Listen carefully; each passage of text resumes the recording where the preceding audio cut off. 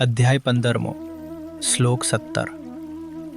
પરંતુ આ બંનેથી ભિન્ન એક ત્રીજો પુરુષ છે, જેને પરમ પુરુષ અથવા પરમાત્મા કહેવામાં આવે છે. તે અવિનાશી ઈશ્વર છે, જે ત્રણેય લોકમાં વ્યાપીને સમગ્ર સૃષ્ટિને ધારણ અને પોષણ કરે છે.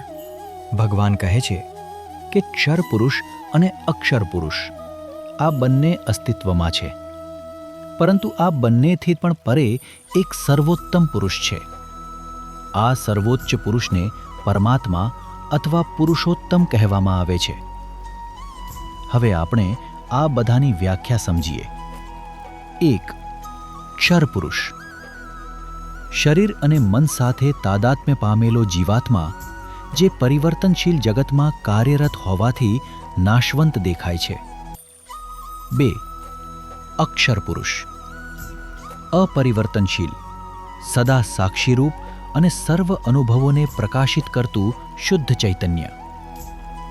3. પુરુષોત્તમ.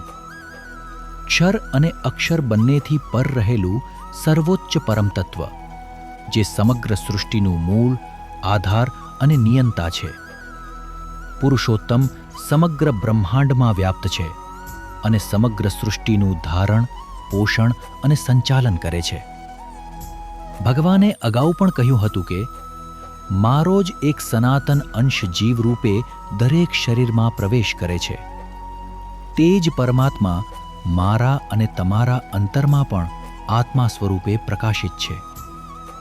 તેમનું સ્વરૂપ શુદ્ધ ચૈતન્ય, અનંત અને અદ્વૈત છે. જ્યારે સાધક ક્ષર એટલે નાશવંત જગતને અતિક્રમ કરે છે, ત્યારે તેને અક્ષર એટલે અવિનાશી આત્માનો અનુભવ થાય છે. પરંતુ જે ચૈતન્ય ક્ષર તરીકે પણ પ્રગટ થાય છે અને અક્ષર તરીકે પણ અસ્તિત્વ ધરાવે છે, તે બંનેથી પરે રહેલું શુદ્ધ પરમ ચૈતન્ય જ પરમાત્મા છે. ભગવાન કહે છે કે આ પરમાત્મા ત્રણેય લોકોમાં વ્યાપ્ત છે અને તેમને ધારણ કરે છે.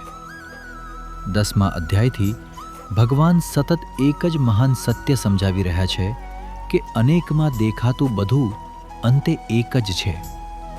જાણનાર એક છે, પરંતુ જાણવામાં આવતી વસ્તુઓ અસંખ્ય છે. 13મા અધ્યાયમાં ભગવાને કહ્યું હતું કે બધા ક્ષેત્રોમાં ક્ષેત્રજ્ઞ હું જ છું.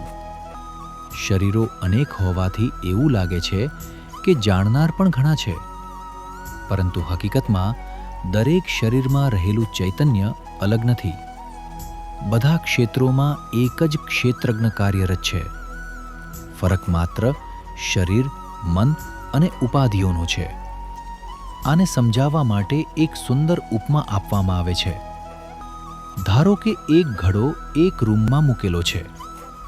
આપણે કહીએ છીએ કે ઘડામાંનું આકાશ, રૂમનું આકાશ અને બહારનું વિશાળ આકાશ અલગ છે, પરંતુ વાસ્તવમાં આકાશ ક્યારેય ભાગોમાં વહેંચાતું નથી.